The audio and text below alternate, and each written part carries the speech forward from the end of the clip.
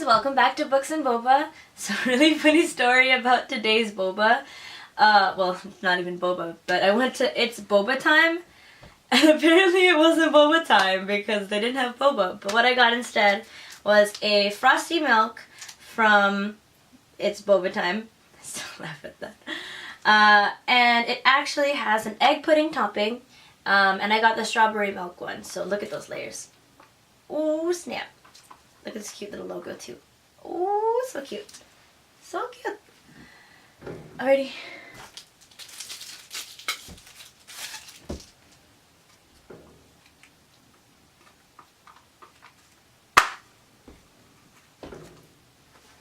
Here we go. Act 2, Scene 11. Hogwarts, Defense Against the Dark Arts classroom. Albus enters the classroom, slightly unsure. Hermione. Ah, yes, our trained absconder finally joining us. Albus. Hermione? He looks amazed. Hermione is standing at the front of the lesson. Hermione. Professor Granger, I believe, is my name, Potter. Albus. What are you doing here? Hermione. Teaching for my sins. What are you doing here? Learning, I hope. Albus. But you're Minister of Magic. Hermione. Been having those dreams again, have you, Potter? Today we're going to look at Patronus charms. Albus, amazed. You're our Defense Against the Dark Arts teacher? There are titters. Hermione. Losing patience now. 10 points from Gryffindor for stupidity. Polly Chapman standing full of affront. No, he's doing it deliberately. He hates Gryffindor and everyone knows it.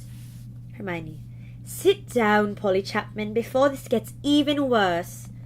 Polly sighs and then sits. And I suggest you join her, Albus, and end this charade.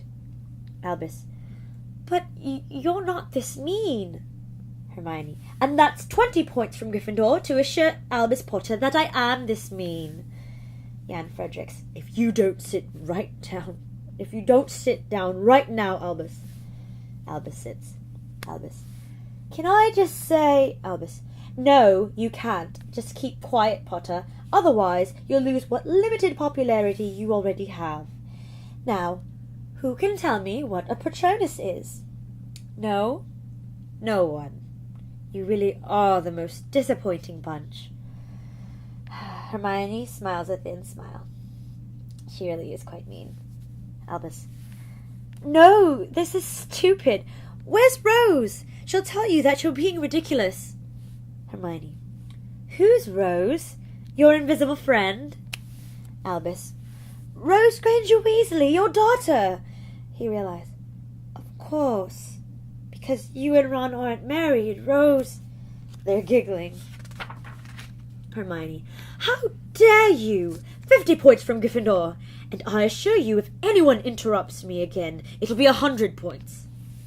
She stares around the room. No one moves a muscle. Good.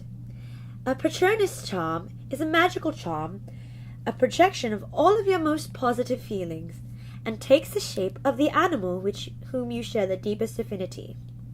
It is a gift of light. If you conjure a Patronus, you can protect yourself against the world, which, in some of our cases, seems like a necessity sooner rather than later. Act 2, Scene 12. Hogwarts, Staircases. Albus walks up a staircase, looks around as he does. He doesn't see anything. He exits. The staircases move in almost a dance. Scorpius moves behind him. He thinks he's seen Albus. He realizes he isn't there. He slumps down to the floor as the staircase sweeps around. Madame Hooch enters and walks up the staircase. At the top, she gestures for Scorpius to move. He does, and slopes off, his abject loneliness clear. Albus enters and walks up one staircase. Scorpius walks up another. The staircases meet. The two boys look at each other, lost and hopeful all at once. And then Albus looks away, and the moment is broken, and with it, possibly the friendship. And now the staircases part. The two look at each other, one full of guilt, the other full of pain, both full of unhappiness. Act 2, Scene 13. Harry and Ginny Potter's house, kitchen. Ginny and Harry watch each other warily. There is an argument due, and both of them know it. Harry: "This is the right decision."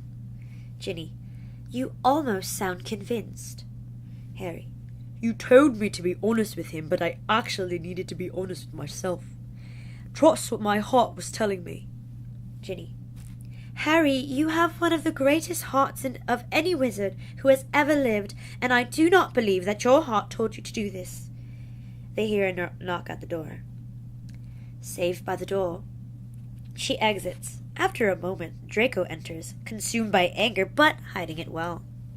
Draco: "I can't stay long. It won't need long." Harry: "How can I help?" Draco: "I'm not here to antagonize you, but my son is in tears, and I am his father, so I am here to ask, why would you keep apart two good friends?" Harry: "I'm not keeping them apart." Draco: "You've changed school timetables, you've threatened both teachers and Albus himself. Why?" Harry looks at Draco carefully, and then turns away. Harry: "I have to protect my son." Draco: "From Scorpius." Harry: "Bane told me he sensed the darkness around my son. Near my son." Draco: "What are you implying, Potter?" Harry turns and looks Draco dead in the eye. "Are you sure? Are you really sure he's yours, Draco?" Draco. There's a deadly silence. Draco: "You take that back. Right now." But Harry doesn't take it back. So Draco takes his wand out. Harry: "You don't want to do this." Draco: "Yes, I do." Harry: "I don't want to hurt you, Draco." Draco: "How interesting, because I do want to hurt you."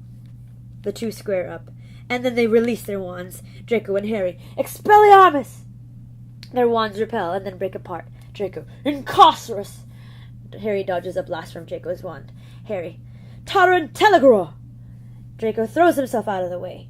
"You've been practicing, Draco." Draco: "And you're getting sloppy, Potter." "Desangio!" Harry just managed to get out of the way. Harry: "Rictum Sempra!"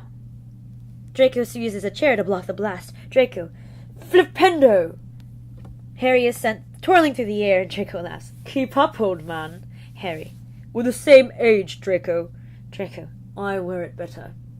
Harry: "Branchiabindo!" Draco is bound tightly. Draco: "That really the best you got?" "Emancia Prare!" Draco releases his binds. "Levicorpus!" Harry has to throw himself out of the way. "Mobilicorpus!" "Oh, this is too much fun!" Draco bounces Harry up and down on the table, and then as Harry rolls away, Draco jumps onto the table. He readies his wand, but as he does, Harry hits him with a spell. Harry: "Obscuro!"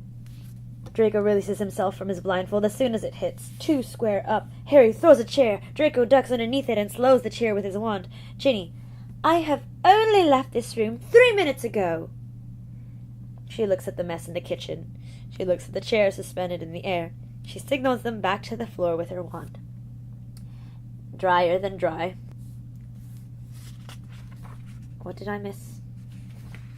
Act 2, Scene 14. Hogwarts. Staircases. Scorpius walks unhappily down a staircase. Delphi scurries in from the other side.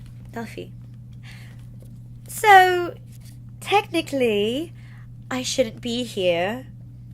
Scorpius: "Delphi?" Delphi: "In fact, technically I'm endangering our entire operation, which is well, I'm not a natural risk-taker, as you know.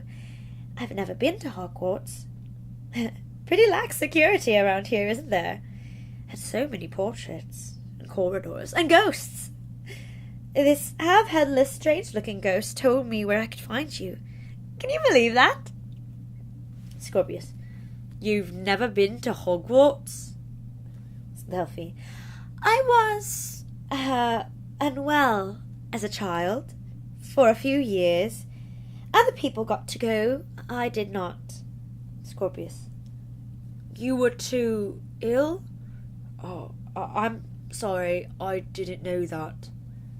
Delphi. Oh, I don't advertise the fact. I prefer not to be seen as a tragic case, you know? This registers with Scorpius. He looks up to say something, but Delphi suddenly ducks from view as a student walks past. Scorpius tries to look casual until the student passes. Have they gone? Scorpius. Delphi, maybe it's too dangerous for you to be here. Delphi. Well, someone's got to do something about this. Scorpius. Delphi, none of this has worked. Time turning. We failed. Delphi. I know. Albus owled me. The history books changed, but not enough. Cedric still died. In fact, failing the first task only made him more determined to win the second. Delphi. Scorpius. And Ron and Hermione have gone completely skew-whiffed, and I still haven't figured out why. Delphi. And that's why Cedric has to wait.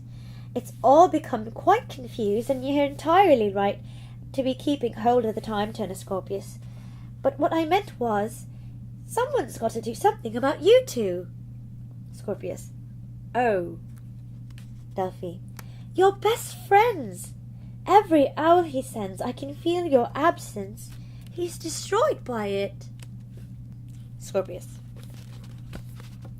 Sounds like he's found a shoulder to cry on. How many owls has he sent you now? Delphi smiles softly. Sorry, that's... I didn't mean. I just don't understand what's going on. I tried to see him, talk to him, but every time I do, he runs off. Delphi. You know, I didn't really have a best friend when I was your age. I wanted one, desperately. When I was younger, I even invented one, but... Scorpius. I had one of those too, called Flurry. We fell out over a cracked room of gobstones. Delphi. Albus needs you, Scorpius. That's a wonderful thing. Scorpius. He needs me to do what? Delphi. That's the thing, isn't it? About friendships. You don't know what he needs.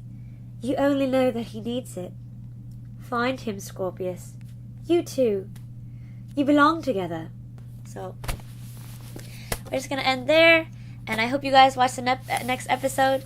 I can't wait for the next time they meet. So, hope you guys have a great day. Read, drink, and be merry. Bye!